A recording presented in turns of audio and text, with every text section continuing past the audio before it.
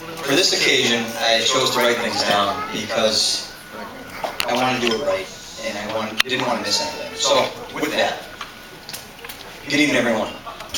I'd like to begin by saying I'm honored to stand up for my brother Mark as his best man, and that I'd be able to share in the celebration of Mark and Andrea's wedding and the joining of our two families. It took me a while to come up with what I hope are the right words for a toast. But before we raise our glasses, I'd like to share a few things with everybody. Andrea, you look beautiful tonight.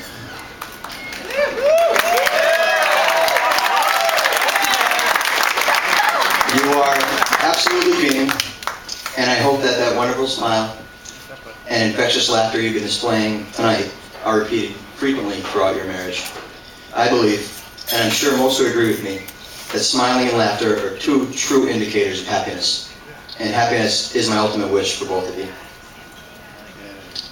Like many of you here tonight, you probably have a story or two you could share about Mark. And if they're anything like the ones in my head right now, it's probably best that they don't get brought up here on the first day of their marriage. And that's because we're hoping for a second day. Growing up, Mark and I had what I believe was a normal brotherly relationship, which was complete with sibling rivalry. When it came to athletics, he claimed to be the best. When it came to personality and charm, he claimed to be the best. When it came to having the nicer teeth or the better hair, again, he claimed to have the best. But today, after 41 years of rivalry, and did you know he was that old?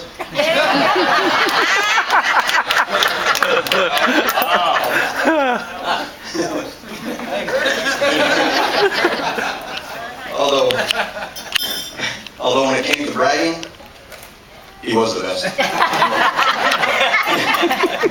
Well, after 41 years, like I said before, we're done. And I'm the clear winner. Because I have the title, which was bestowed on him by Mark tonight. I'm the best man. And that's a title that Mark held nearly 20 years ago for me when I got married. So he's passed the torch. I suppose when people think of Mark, there are many things that come to mind. Modesty. Yeah. You think of his loud voice, or his booming laugh, his expert opinion on everything, his various injuries, his 6-year academic journey towards a bachelor's degree. Some of you may have heard of his now legendary episode when he got his head stuck in a chair while in school and having to have the fire department come to his rescue. Or his thinking that throwing eggs at the high school principal's house was a good idea. Some of you here, you may have seen pictures of Mark with his long curly mullet, or heard stories of trips to see the Grateful Dead, or camping in Vermont where he always got a roaring fire going. Some of you might recall the night he backed into the police car with my dad's car. Still others might remember adult softball games when he'd bring a busload of veterans from the soldiers' home to watch us play. One thing we know is that he can't quote philosophers or statesmen, but he has an incredible memory when it comes to lines from Rocky movies or the Rodney Dangerfield classic Caddyshack. I know that there are people here, friends here tonight, who have vivid memories of two distinct houses. The halfway house in South Hadley and the red house in Hampton, Connecticut. Family members might recall Mark's unique style of dancing, which we already saw tonight, or how he'll call for a funny face contest sometime, or his talent to create a huge splash doing a can opener, or what was called a preacher when he jumps into the pool.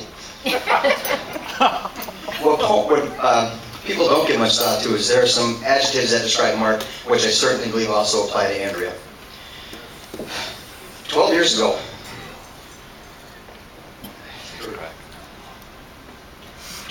Mark proved to be one of the most daring and bravest people I ever met. He set on his own to pursue a life that he wanted here in Florida. Leaving behind the familiarity and comfort and security of South Hadley that he'd always known. Oh, I can't believe I'm doing this. All right. And he never looked back.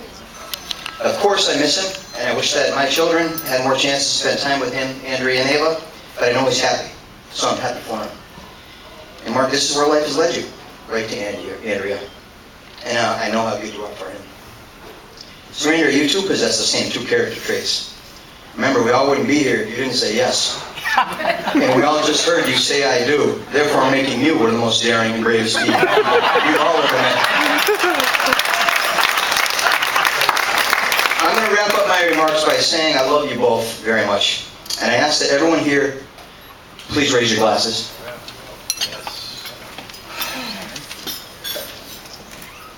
Mark and Andrea, may the joy, love, and happiness that you're experiencing today as a married couple remain with you throughout your marriage. And may all the thoughts, prayers, and good well wishes of all your family and friends who are here and elsewhere provide you with the strength, wisdom, and patience to enjoy a long, healthy, and wonderful life together. Cheers.